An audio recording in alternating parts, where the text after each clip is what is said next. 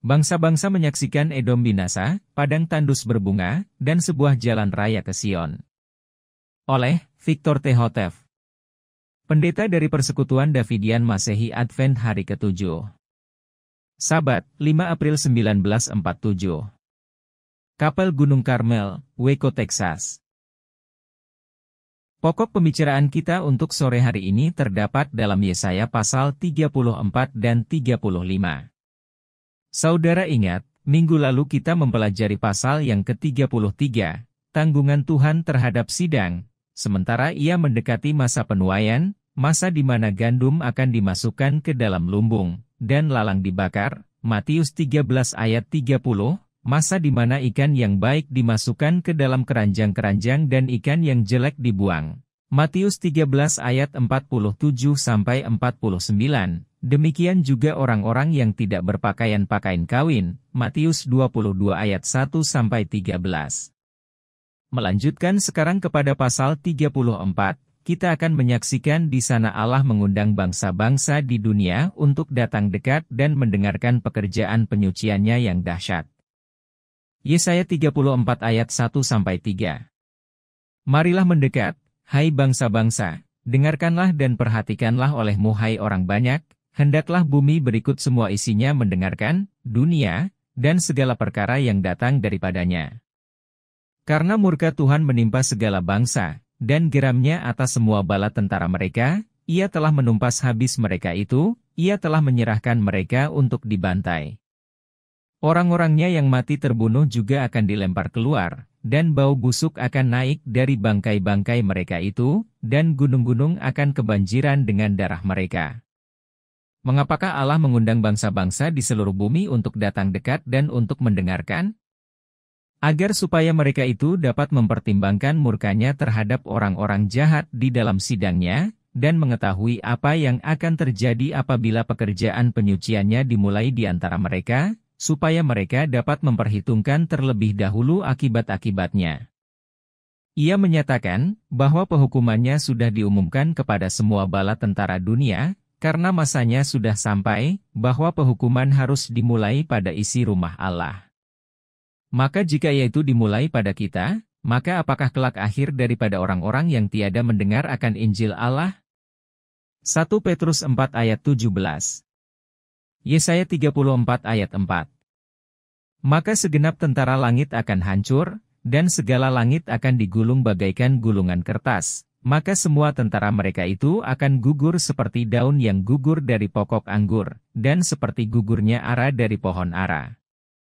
Sementara ayat 3 menunjukkan bahwa peristiwa-peristiwa penting dalam pasal ini terjadi pada hari program persenjataan raksasa di seluruh dunia, ayat 4, yang sejajar dengan Wahyu 6 ayat 14, menyatakan bahwa semua itu akan jadi di dalam periode sejarah meterai yang ke-6, dalam masa pemeteraian mereka yang 144.000 itu, dan pengumpulan orang banyak yang tak terhitung jumlahnya dari antara segala bangsa, yaitu meterai di mana kita sekarang hidup.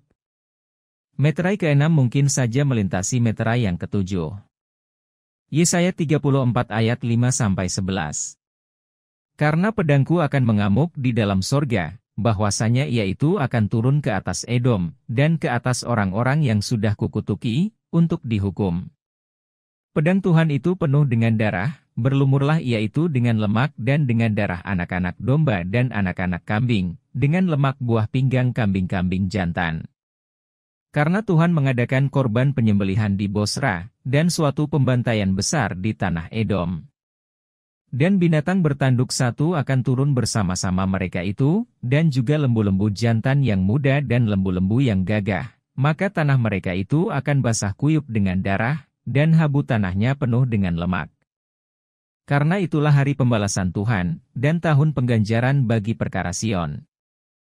Maka semua aliran airnya akan berubah menjadi ter, dan habu tanahnya menjadi belerang, dan tanahnya akan menjadi seperti ter yang bernyala-nyala.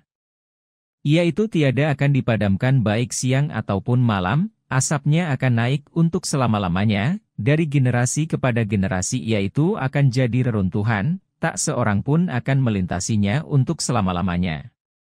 Melainkan burung kormoran dan burung pahit akan menguasainya, burung hantu dan burung gagak akan tinggal di dalamnya.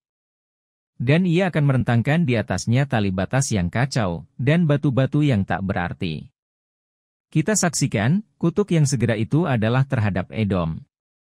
Berbicara secara contoh saingan, itu adalah tanah dari keturunan Esau. Contoh saingan, orang-orang yang seharusnya berhak untuk menduduki jabatan yang telah diambil dari mereka oleh keturunan Yakub. Contoh saingan. Mereka sangat meremehkan nilainya, sehingga mereka seperti halnya Esau dahulu, menjual semua haknya demi sepiring kacang merah saja, demikianlah misalnya.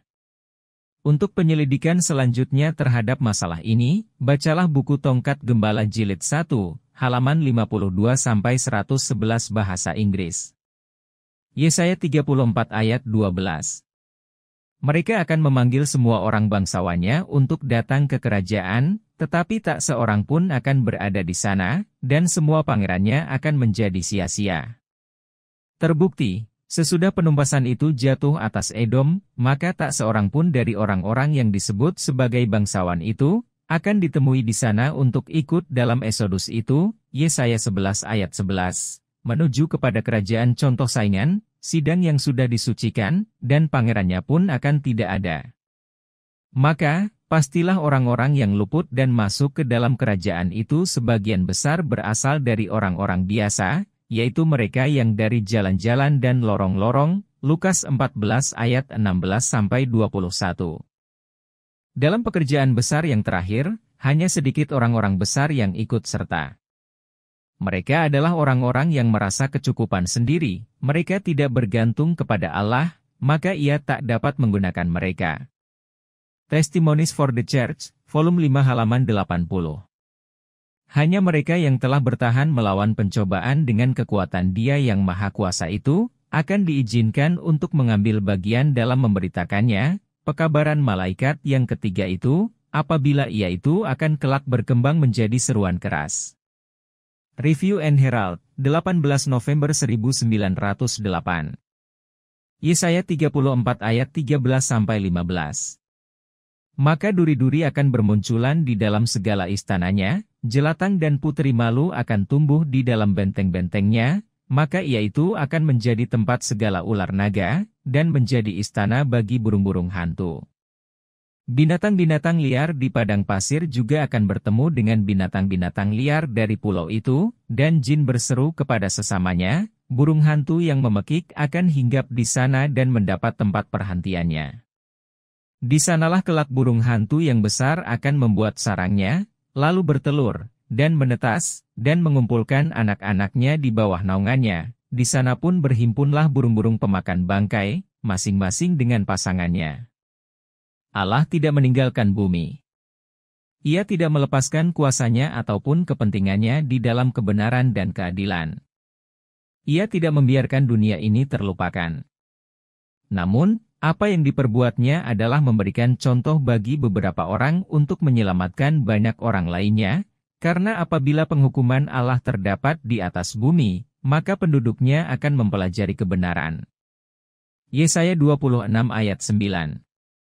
Apakah persenjataanlah yang dibutuhkan bangsa-bangsa pada waktu ini untuk perdamaian dan keamanan? Apakah perang bom atom yang akan menjadi ketakutan mereka itu?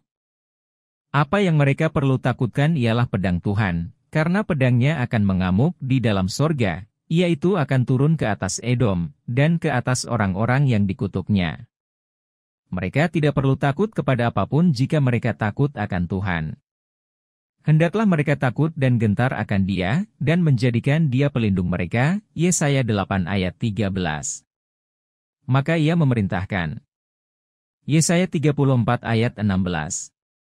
Selidiklah olehmu akan kitab Tuhan, dan bacalah, tak satu pun dari semua ini akan gagal, tak satu pun akan kehilangan yang lain, karena mulutku sendiri yang telah berfirman, dan rohnya yang telah menghimpunkan mereka. Di sini Allah menasehatkan kepada kita untuk menyelidiki Alkitab dan supaya percaya sepenuhnya, bahwa tak satu pun daripada nubuatan-nubuatannya akan gagal. Tidak ada satupun yang gagal pada gilirannya untuk mengikuti nubuatan lainnya. Dan mengapakah harus kita memiliki keyakinan ini? Karena Allah sendirilah yang telah memerintahkan, dan karena rohnya, bukan kepintaran atau usaha-usaha manusia yang telah mengumpulkannya menjadi satu jilid tunggal, tulisan-tulisan para nabi yang lalu, yakni kitab Tuhan, Alkitab yang tidak terikat sekte seperti yang kita kenal sekarang. Yesaya 34 ayat 17.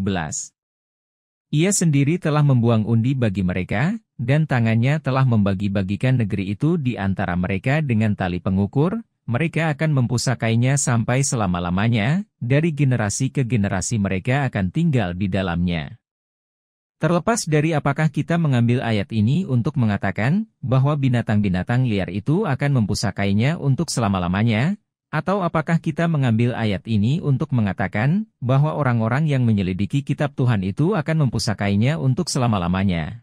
Kepentingan kita yang terbesar haruslah untuk memperkenalkan diri kita kepada Tuhan dan kebenarannya secara pribadi, jika kita ingin memperoleh perkenan-Nya, serta mendapat tempat berlindung di dalam masa kesusahan. Bahwasanya, seorang raja akan memerintah dengan kebenaran, dan semua pangerannya akan memimpin dengan keadilan. Maka seseorang akan menjadi bagaikan sebuah tempat berlindung daripada angin, dan sebuah tempat berteduh daripada angin topan, bagaikan sungai-sungai yang penuh air di tempat yang kering, bagaikan tempat bernaung di bawah sebuah batu yang besar di tanah yang kering. Yesaya 32 ayat 1 dan 2. Sekarang kita akan maju terus ke pasal yang ke-35 dari kitab Yesaya, yang hanya merupakan kelanjutan dari pasal yang ke-34. Yesaya 35 ayat 1. Bahwa padang belantara dan tempat yang sunyi pun akan bergirang bagi mereka, dan padang gurun akan bersorak-sorai, dan berbunga seperti bunga mawar. Alangkah bedanya apabila Allah menyatakan kuasanya dan menyucikan sidangnya. Kemudian negeri-negeri bangsa-bangsa kafir, padang belantara, dan negeri orang asing, tempat yang sunyi, keduanya akan bergembira menyaksikan umat Allah yang suci. Akhirnya, sebagaimana kebenaran Allah pada masa ini menerobos ke seluruh negeri di mana tidak terdapat orang Kristen sama sekali, maka padang gurun pun akan mekar bagaikan bunga mawar. Demikianlah kita misalkan, dan dengan demikian akan menghasilkan penuaian jiwa-jiwa yang berlimpah-limpah banyaknya. Yesaya 35 ayat 2-4. Ia itu akan berbunga-bunga dengan lebatnya, dan bersukaria bahkan dengan kegembiraan dan nyanyian. Kemuliaan Libanon akan diberikan kepadanya, semarak Karmel dan Saron, mereka itu akan menyaksikan kemuliaan Tuhan, serta keagungan Allah kita. Kuatkanlah tangan yang lemah lesu, dan teguhkanlah lutut-lutut yang goyah. Katakanlah kepada mereka yang hatinya ketakutan, kuatkanlah hatimu, jangan takut. Lihatlah, Allahmu akan datang dengan pembalasan, dan dengan ganjaran Allah, Ia akan datang dan menyelamatkan kamu. Amanat agung dan kesempatan ini untuk memberitakan pembalasan Allah yang akan segera datang itu, adalah milik kita. Kita tak boleh lalai memanfaatkan hak istimewa ini. Dengan pekabaran yang penuh kuasa bagi zaman ini, kita harus menguatkan mereka yang lemah, kita harus memperteguhkan lutut-lutut yang mulai goyah. Mereka yang tidak mampu untuk berdiri dan bertahan dengan kekuatannya sendiri, harus dikuatkan. Kita harus meyakinkan mereka yang ketakutan, bahwa Allah akan datang dengan pembalasannya melawan orang-orang yang tidak percaya, dan dengan ganjarannya bagi orang-orang yang setia. Yesaya 35 ayat 5 dan 6. Kemudian mata orang-orang buta akan dicelikan, dan semua telinga orang-orang yang tuli akan dibukakan. Kemudian orang-orang timpang akan melompat seperti anak rusa, dan lidah orang yang bisu akan bersorak-sorai, karena di padang gurun akan memancar air, dan aliran-aliran air, dari kebenaran, di padang gurun. Apabila semua perkara ini jadi, maka kelak secara alamiah, orang buta akan melihat, orang tuli akan mendengar, orang timpang akan melompat-lompat, dan orang bisu akan bersorak-sorai, ya, sama alaminya seperti bunga-bunga yang mekar menyusul dengan buahnya. Kebenaran Allah bagi zaman ini akan tersebar kemana-mana, dan akan menuai tuaian jiwa-jiwa yang besar jumlahnya.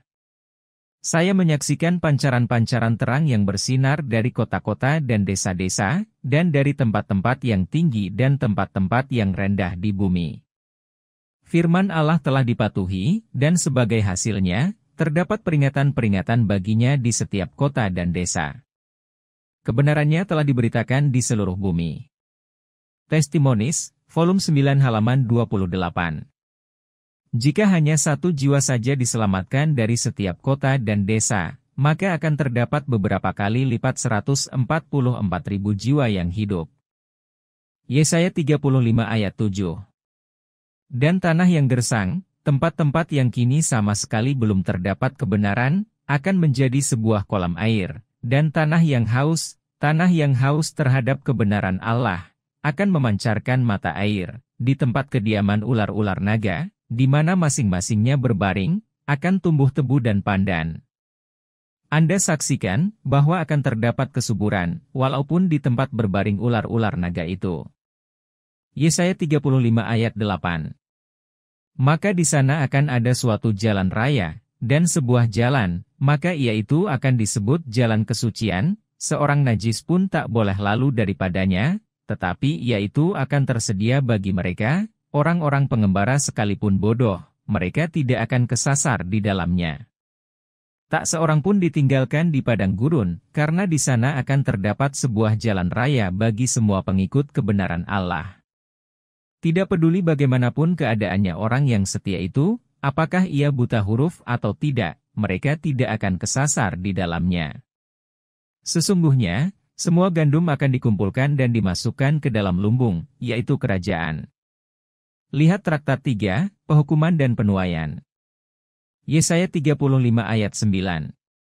Di sana tiada akan ada singa, dan sesuatu binatang yang ganas pun tiada akan sampai ke sana, yaitu tidak akan ditemukan di sana, tetapi orang-orang tebusan akan berjalan di sana. Begitu orang-orang munafik disingkirkan, mereka tidak akan lagi diizinkan untuk kembali, dan untuk membahayakan kedamaian umat Allah. Hanya orang-orang tebusan yang akan berjalan di jalan raya kesucian itu. Dan kemanakah jalan raya itu akan membawa? Ayat berikutnya akan memberikan jawabannya. Yesaya 35 ayat 10. Maka segala orang tebusan Tuhan akan kembali, dan akan datang ke Sion dengan nyanyian-nyanyian dan kegembiraan kekal pada kepala mereka, mereka akan memperoleh kesukaan dan kegembiraan, maka kesusahan dan keluhan akan berlalu. Ya, jalan raya itu membawa ke Sion. Dengan nyanyian-nyanyian dan kesukaan kekal, orang-orang tebusan itu akan masuk ke sana, tidak lagi bersusah hati ataupun mengeluh. Karena ia datang, untuk mengadili bumi, ia akan mengadili dunia dengan adil, dan bangsa-bangsa dengan kebenarannya. Mazmur 96 ayat 13. Saudara-saudari, pengorbanan-pengorbanan yang mungkin diminta dari kita untuk dilakukan, itu adalah tak berarti dibandingkan dengan hak istimewa kita untuk menuju ke Sion melalui jalan raya kesucian. Renungkanlah hal ini, lalu bertindaklah.